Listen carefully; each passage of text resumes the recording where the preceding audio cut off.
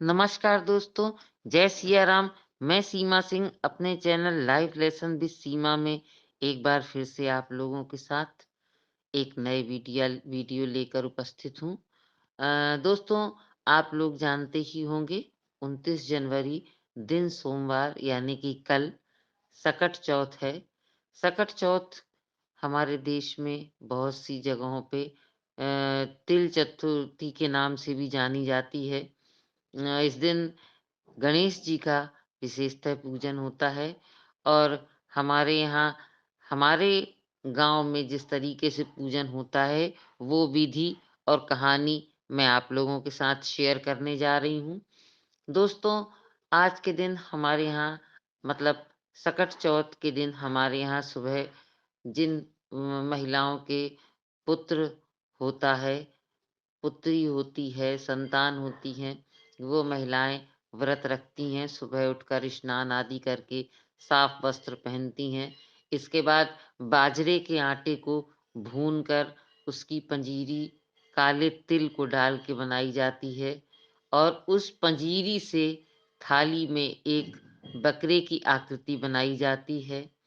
काली तिल के लड्डू, शकरकंद, बाजरा के लड्डू, लैया के लड्डू, आटे के लड्डू, चावल के लड्डू, इस तरीके से जिसकी जितनी सामर्थ हो, जितनी श्रद्धा हो, उसके अनुसार अलग-अलग तरह के लड्डू 7, 5, 11, 9 जितने भी तरीके के हो सकते हैं, लोग लड्डू बनाते हैं। विशेषतः महत्व तो इसमें बाजरा के लड्डू और तिल के लड्डू का होता है।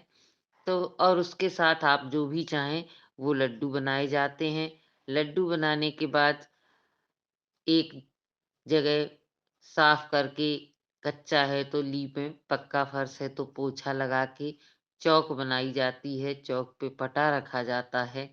पटे के ऊपर वो थाली जिसमें बकरा बनाया है, वो थाली रखी जाती है। पटे के समक्ष ही कलश की स्थापना की जाती है। कलश की स्थापना करने के लिए आप नीचे कोई भी अन्न जैसे बिजरा है, गेहूँ है, चावल है, वो अन्न नीचे रखें।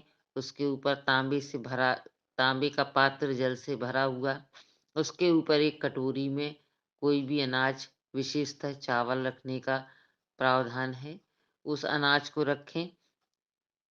इसके ऊपर आप दीपक जलाएँ और घी का दीपक जलाएँ तो ज़्यादा अच्छा है। ना हो सके तो आप तेल का दीपक भी जला सकते हैं। वैसे कलश पर घी का दीपक ही जलाया जाता है।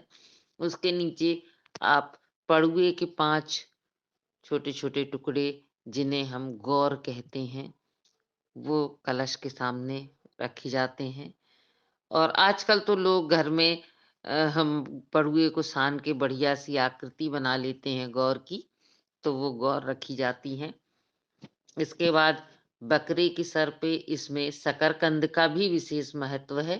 शकरकंद उबाली जाती है, पूड़ी बनाई जाती हैं, तो उस बकरे के सिर के समक्ष 2 पूड़ी के ऊपर शकरकंद और जो भी हमने लड्डू आदि बनाए हैं वो और पैसे रख के बकरे के सर के पास रखा जाता है। इसके बाद में कहानी कही जाती है। कहानी कुछ इस तरीके से है कि कहानी कुछ इस तरीके से है कि एक गांव में एक देवरानी जिठानी थी। तो जिठानी बहुत संपन्न थी, पैसे वाली थी और जो देवरानी थी उसकी आर्थिक स्थिति अच्छी नहीं थी, गरीब थी, उसके यहाँ खाने की भी तंगी थी। तो वो अपनी जिठानी के यहाँ रोज काम करने जाया करती थी, झाड़ू पोछा बर्तन वगैरह साफ किया करती थी।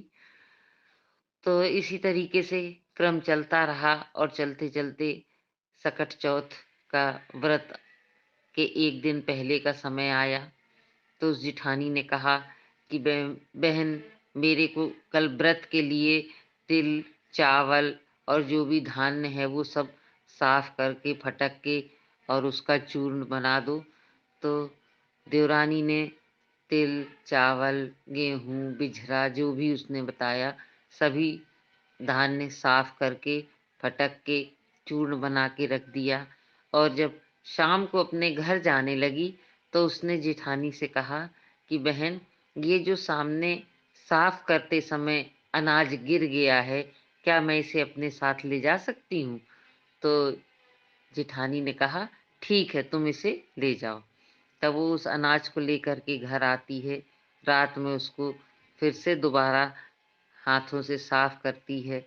इसके बाद उसका चूर्ण बनाती है और उसी बचे हुए फटके हुए नाज से ही वो जो भी उससे बनता है लड्डू वगैरह पूजा की तैयारी करती है। अगले दिन सुबह सकट चौथ होती है तो वो नहा धो के पूजा पाठ करती है। पूजा पाठ करने के बाद अपनी देवरानी के यहाँ काम करने जाती है, वहां से आती है, विश्राम करती है रात्रि में। तो सकट माता जो है उसके पास आती हैं और उससे पूछती हैं कि बेटी, मुझे भूख लगी है, क्या कुछ खाने को मिलेगा? तो वो कह देती है, माँ, पूरा घर आपका है, चौके में जो भी रखा है प्रसादी, आप आराम से प्रसादी ग्रहण करो। सकट माता जाती हैं चौके में, उन्हें जो भी मिलता है खाने पीने का सामान खाती हैं, लौट के आती हैं। बहन, अब मुझे तो लैट्रिन जाना है। तो वो देवरानी जो होती है वो कहती है, माँ, पूरा घर पर लिपा पुता साफ पड़ा है, जहाँ मन हो वहाँ आप आराम से लैट्रिन हो लो। तब वो सकट माता पूरे घर में अपना लैट्रिन करती हैं, लौट के कहती हैं, अब मैं मुझे पानी की आवश्यकता है। तो वो देवरानी कहती है, इसे मेरे बालों में पोंछ दीजिए। तो वो पहुँच के चली जाती हैं। सुबह जब वो सो के उठती है तो देखती है उसके घर में सब जगह सोना ही सोना है। जहाँ-जहाँ सकट माता ने अपना मल त्याग किया था, हर जगह सोना है। तो वो अपना उसको समेटने में व्यस्त हो जाती है। जब उस काम पर नहीं पहुँचती है तो उसकी जेठानी सोचती है कि आज क्या बात है, ये देवरानी मेरी काम पर नहीं आई। तो विचार करके उसके यहाँ देखने पहुँच जाती है और जब देखती है कि उसके यहाँ सोना ही सोना है तो वो उससे पूछती है कि तूने क्या उपाय किया? ये सब तेरे पास कहाँ से आया? तब वो बताती है कि सब सकट माता की दया है, सब उनकी ही कृपा से हुआ है। वो जो करती हैं वही होता है। तब वो पूछने लगती है कि तू मुझे बता, तूने कैसे पूजा की? तब वो बताती है कि मेरे पास तो दीदी कुछ भी नहीं था। मैं जो आपके यहाँ से लेके आई थी, उसी से मैंने जैसे भी संभव हो सका वैसा खाना बनाया, सकट माता को भोग लगाया और इसके बाद व्रत और पूजन किया और बस उसी से माँ प्रसन्न हो गईं।